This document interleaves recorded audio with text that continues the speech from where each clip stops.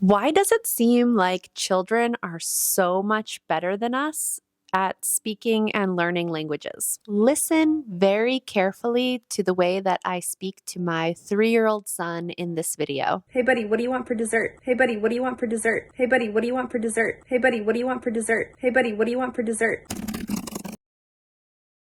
Hey buddy, what do you want for dessert? Hey buddy, what do you want for dessert? Hey buddy, what do you want for dessert?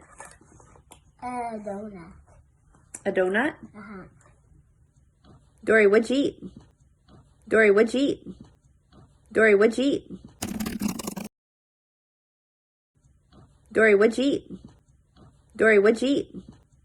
Dory, what'd you eat? I ate strawberries, apples, hot dogs, and Rice? Yeah. When you were learning your first language, your mother tongue, your mother probably did not speak to you the way that your language is written in a grammar book.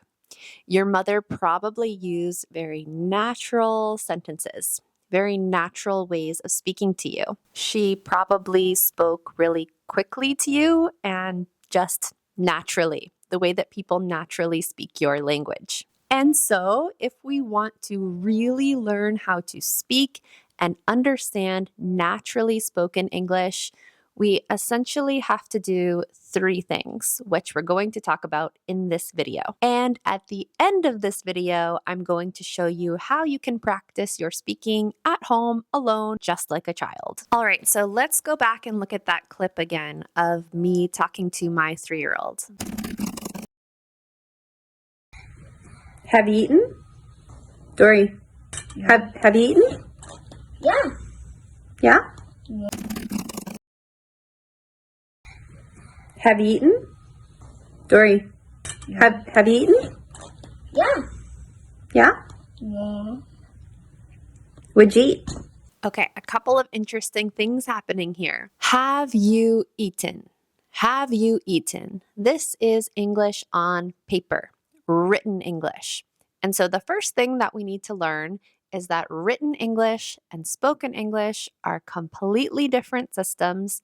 We cannot learn how to speak naturally in English by following the guidelines, by following the rules of written English, frankly. We have to learn these separately, or we have to treat them as separate things, written English and spoken English. Have you eaten?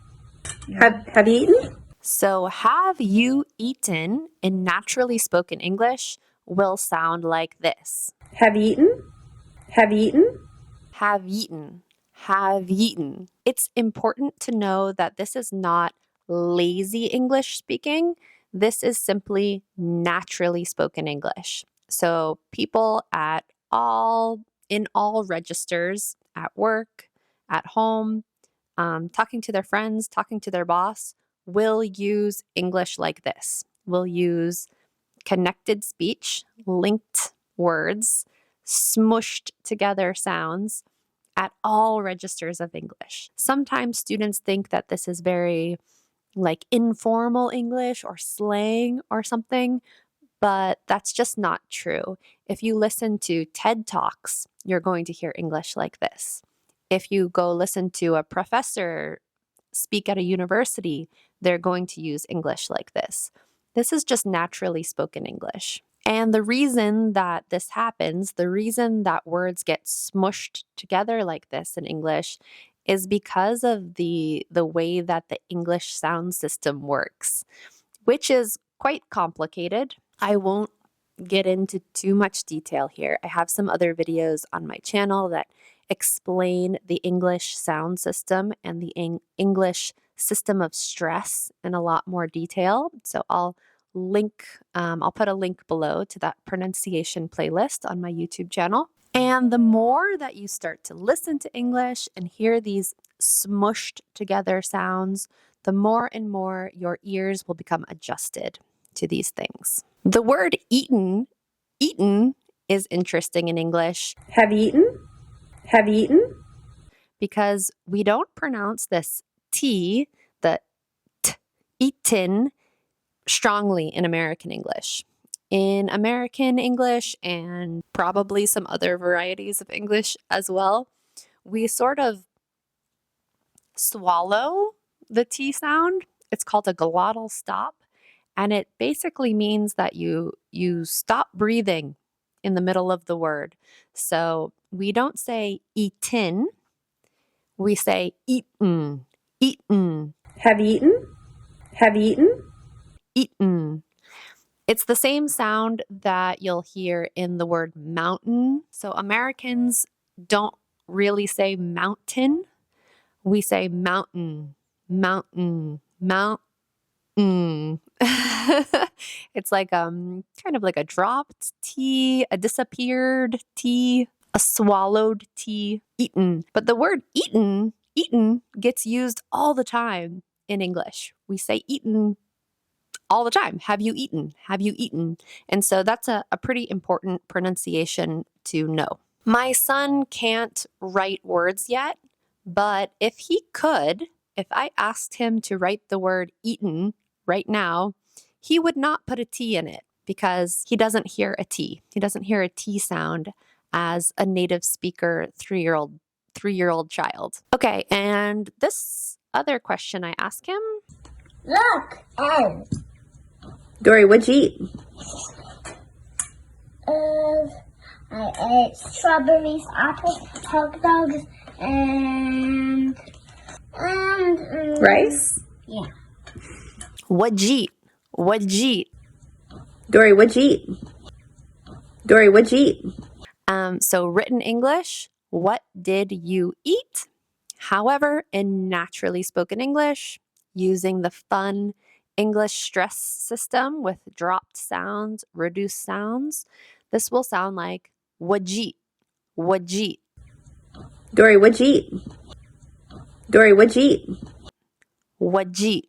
Again, I've broken this down in a lot more detail in some of my other videos. Wajit, wajit, wajit. This drives students crazy because they're expecting to hear what did you eat? And then a native speaker says, hey, what'd you eat? However, it's amazing to me to watch a 3-year-old child learn this because my son knows immediately what I'm asking him. What'd you eat?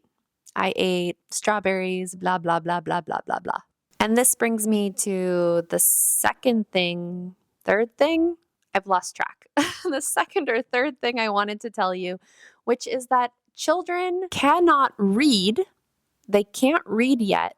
And so the only way that they can learn English is by listening to how words really sound. And this is their superpower. This is why children are so good at pronunciation and are often faster learners than adults. It's because they listen to English like it's music. They listen to the sounds and then they repeat them. And they make a lot of mistakes. They're not perfect. My son makes mistakes all day long, but they do really listen. My son doesn't know how many words are in these sentences. He has no idea. He just hears the sounds and he makes sense of them. We adults get really frustrated learning languages because we can read. We're so smart. We read the words on paper and we want the sentences to sound like that. And when they do not sound the way that we see them in a book, we get very frustrated and very annoyed. Children just accept. They listen and they accept. Hey, buddy, what do you want for dessert? Hey, buddy, what do you want for dessert? Hey, buddy, what do you want for dessert? Donut. A donut? What do you want? What do you want for dessert? I wanted to include this here because it has that interesting American rolled R sound or flapped T sound. So you'll often hear this particular sound in American English. What do you want? Sounds like, what do you want? What do you want? Hey, buddy, what do you want for dessert? Hey, buddy, what do you want for dessert? Not what do, but what. What do you want? Hey, buddy, what do you want for dessert? Hey, buddy, what do you want for dessert? And this is a very particular thing to American English and Canadian English. Again, I've got a video that explains all about this rolled R tapped T sound, which I will link down below for you, okay? Now, I told you I would give you an exercise to practice all of this. The best way that you can practice adjusting your ears to naturally spoken English is to do exactly what my son does. Listen and try to make sense out of it. And so I have a dictation exercise for you linked down below with naturally spoken English sentences. I want you to listen to them and write down what you hear. And be really kind to yourself. Be really nice and gentle with yourself because it's not easy. It's not an easy thing to do. It's not an easy thing to learn, and it takes practice. But you can do it. A 3-year-old can do it. Please leave me a comment down below and let me know what you're up to today. I love hearing from you, and I will see you very soon. What do you want to eat? A croissant for dessert too. A croissant? For dinner. A croissant for dinner? Yeah.